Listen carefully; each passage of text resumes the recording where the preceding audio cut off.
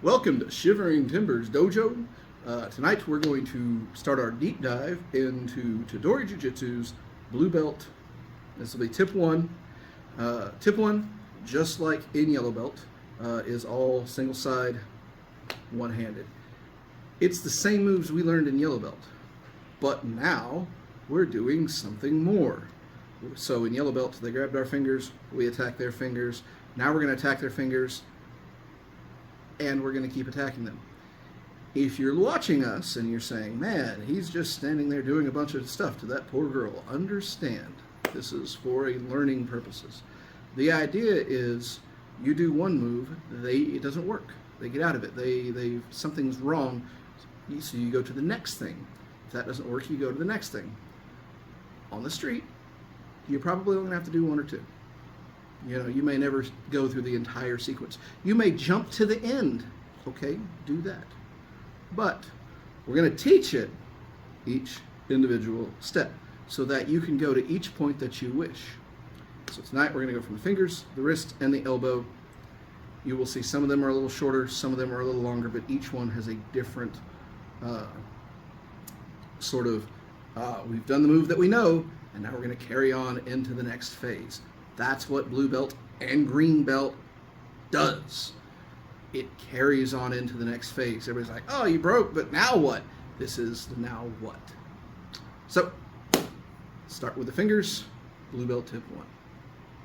From the fingers, this is yubi, tori, hayawari. So the finger technique, combination splitting. As before, she grabs my fingers. I grab the thumb, I grab the pinky, I pull it apart. For some reason, this hasn't worked for me. It didn't work. So I come around, I lift up, and put pressure on the fingers. They've bent their hand, they resisted. So I come under here, into kote hayashime, other side.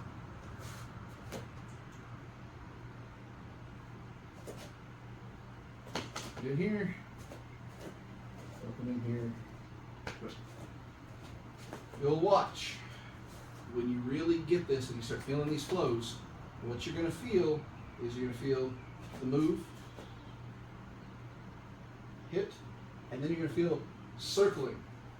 The circling is to off balance your opponent. I could go from here to here, but what I'd like to do is if they're pulling out of this and they try to pull back, they circle around so they don't know where we're going, and then, it didn't work, I let go. So then again, I circle in to that kote area, and now I can do whatever I need to do. One more time. We could also, instead of grabbing the thumb, especially if they're pulling me towards them with this, I like to grab the thumb. Remember, if they're pushing me back, I like to split that thumb off right there and pull to here and circle this around. So, split that off, circle this around, and then, just like before, thumb to there. Just twist it into the inside. Go to in there.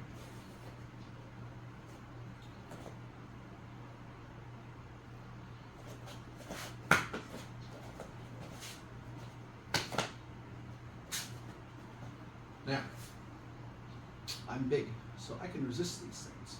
Let's work on them. So first, now I resisted that, so take one of those hands and sweep the hand around, sweep it around. Yeah, this way. That didn't work on me. I'm still fighting it. So twist your body in. Okay, that worked. If you couldn't get one, get another. Same thing. And I'm fighting this, so circle this thing around. And you're really not getting this one. Yep, no. That's okay. Yeah, good. This wrist was a little tender from getting torqued the other day. And man, that works fast. The way we make the fingers work, by the way, the way we make that work is when we come in and we circle this around, we don't grab up high on the wrist like this. You can take that all day. We grab low on the fingers. We put the pressure on the fingertips where the digits are small. Put the pressure on the fingertips there. Grab the whole hand. The whole hand. Oh, yeah, now. Oh, all of a sudden, yeah, grab that. Yeah, see? Oh, I don't like that. So let's try that. There it is. I fought it. Circle around. Circle around, circle around. Grab them fingers. Oh, that you heard it snap that time. Yeah, there it is. So, as we do this, remember, grabs. Here, I'll just do the pushing of this one. So I can peel this off or grab that thumb. Either one, whatever works for you. Peel off, grab a pinky, and split that.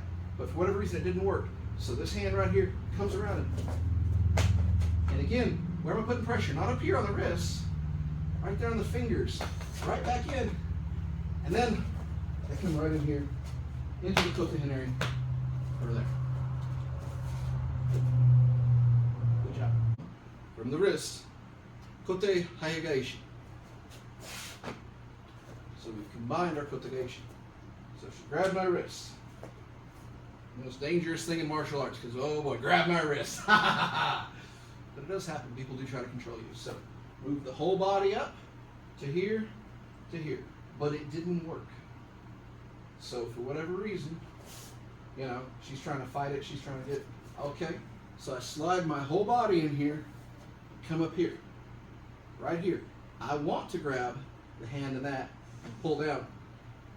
Now, to really make this worse, right here, and we hit that nerve. So again, we come up, it didn't work. I slide my whole body in here, hit that, down we go. All right, so let's talk about what I'm doing. I'm hitting a pressure point. If they have a heavy gi on and you try to shove your fingers through the pressure point, it might not be as effective for you.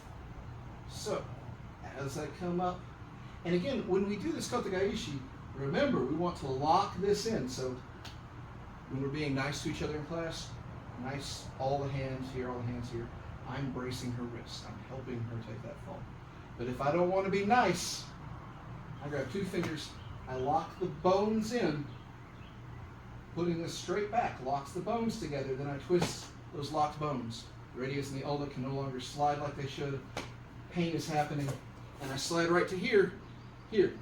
Again, that Vulcan nerve pinch point, right behind the collarbone. Right there is what I'm hitting. If they're large and it doesn't work, you can hit them in there.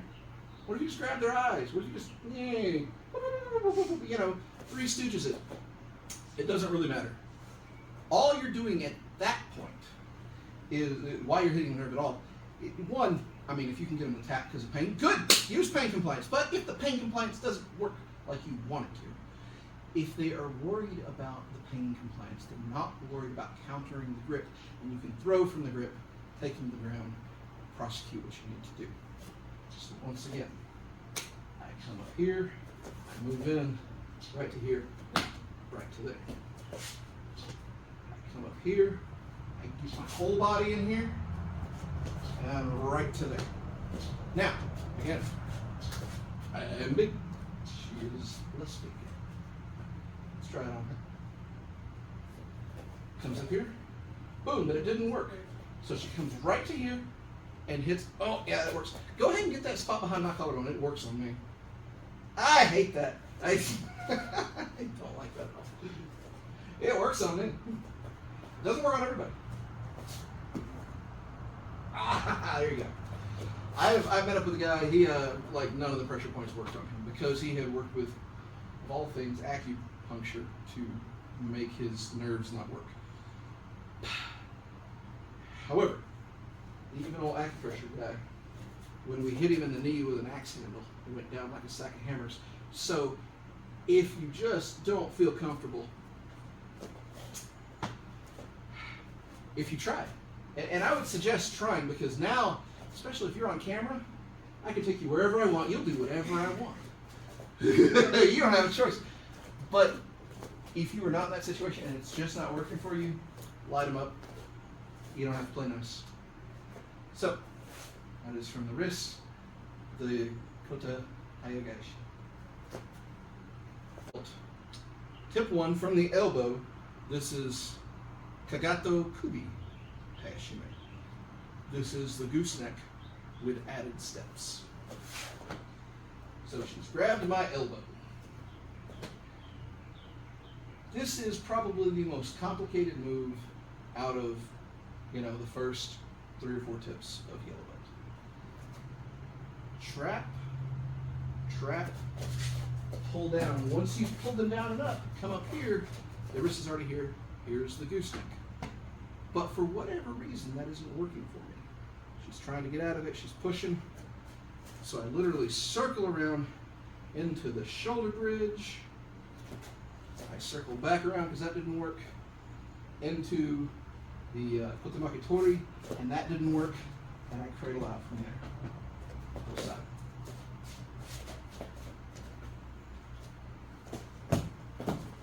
From here to shoulder or elbow bridge, either one. From here to here, and then into here. Let's talk about what I'm doing again, because this is one of those, man, that's a lot of moving parts. The moving parts work if you remember to keep your opponent off balance, and that's the whole idea. So we'll go from this side. So first thing I do is say, now you're mine. Okay. Boom, right to there, come up here. Now, for whatever reason, she got free. As she's getting free, I go ahead and circle quickly to here. If it doesn't work and she pulls free, I circle to here, and I circle it up fast enough to grab to here. Switch the hands. For whatever reason, I let go to do something, it didn't work. I come right back under, into the cradle, and rip the shoulder out of socket. Now, this is predicated on you knowing your move enough that when you throw that hand up, you're there to get it. That is a weakness. You have to practice this. It's as simple as that. This is not easy, but if you practice it, it's fast. From here, pulling down, off balancing him. I've got her right here. She tries to get away. That's okay. But it still didn't work. And again, I'm circling around. I make that circle right to there. She pulls out because she doesn't like that circle. I pull up here, into there. And then I slide right in here. So let's work on that with somebody small versus somebody big. That's a lot of moving parts. I already know she can put me in the gooseneck, so let's have her do that. Oh, yep, pulling off balance is good. So then circle with that hand. Boom, right to there. Now I don't like that, so I'm pulling out. So circle this way. This one. There you go. Wow, there it is. Right to there.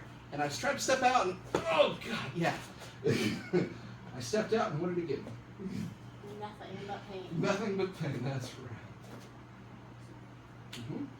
Pull me down to you. There it is. There, I'm off balance. There, now you got the gooseneck. Now I don't like that. So circle this around. Boom, there it is. And I try to get out of this. Oh, and you're there already. And I try to come out here. Oh, God. Yeah.